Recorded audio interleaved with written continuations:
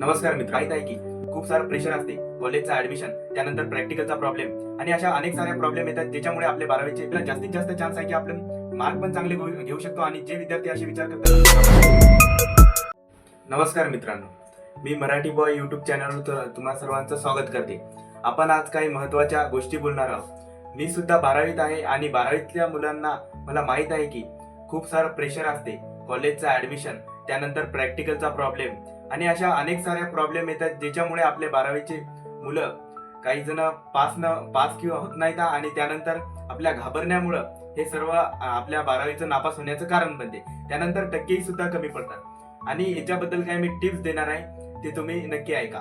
तर मित्रांनो, पहिला मुद्दा म्हणजे असा की आपण सर्वात पहिले आपल्याला हे विचार करायचा आहे की आपण जास्तीत जास्त आपल्याला विश्वास ठेवायचा आहे, आत्मविश्वास करायचा आहे की आपण घाबरायचं नाही आहे. म्हणून मित्रांनो, आपण एक टाइम टेबल फॉलो केला पाहिजे, जे की रोज 1 तास का होईना पण आपण अभ्यास केला पाहिजे.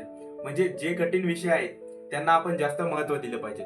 जसं की सायन्स आणि त्यानंतर अकाउंटेंट म्हणजे आर्ट मध्ये राहते, ते आपण त्याला जास्त महत्त्व दिलं पाहिजे.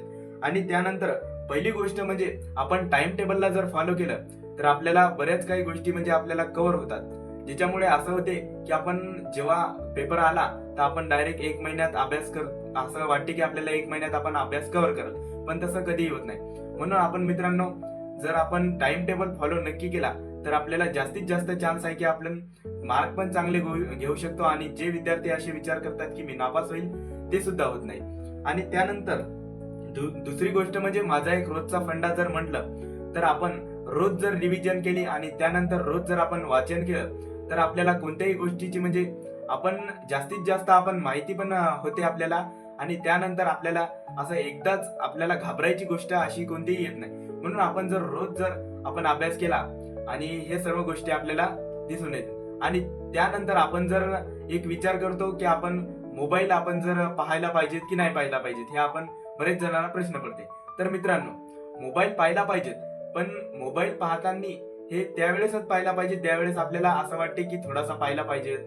पण ज्या वेळेस आपण अभ्यास करतो ना, त्यावेळेस आपण मोबाईलला दूर ठेवलं पाहिजे. आणि त्यानंतर नोटिफिकेशन जर बंद केल्या तर म्हणजे आपल्याला जास्तीत जास्त आपण मोबाईलकडे दुर्लक्ष होते. आणि हेच आपल्याला अभ्यास करताना फॉलो करायचं आहे. म्हणून मित्रांनो, स्वतःला कधी फसवू नका. मित्रांनो, आपल्याकडे अजून वेळ आहे. आजपासून जर सुरुवात केली ना तर आपण पूर्ण जास्तीत जास्त आपल्याला डेव्हलप करू शकतो. आणि मार्क्स साठी आपण स्वतःला एक असं म्हणजे विचार करू शकतो की आपण जास्तीत जास्त मार्क पण घेऊ शकतो. असे अनेक विद्यार्थी असतात की सुसाईडचा विचार करतात, त्यानंतर आपल्याला मार्क नाही पडले तर काय होईल, हे स्वतःच्या घाबरण्यामुळे होते मित्रांनो.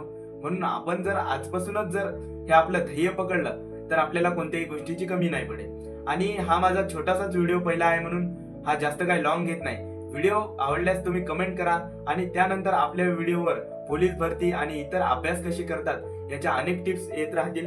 म्हणून या चॅनलला नक्की सबस्क्राईब करा. तर भेटूया नवीन व्हिडिओमध्ये. जय महाराष्ट्र.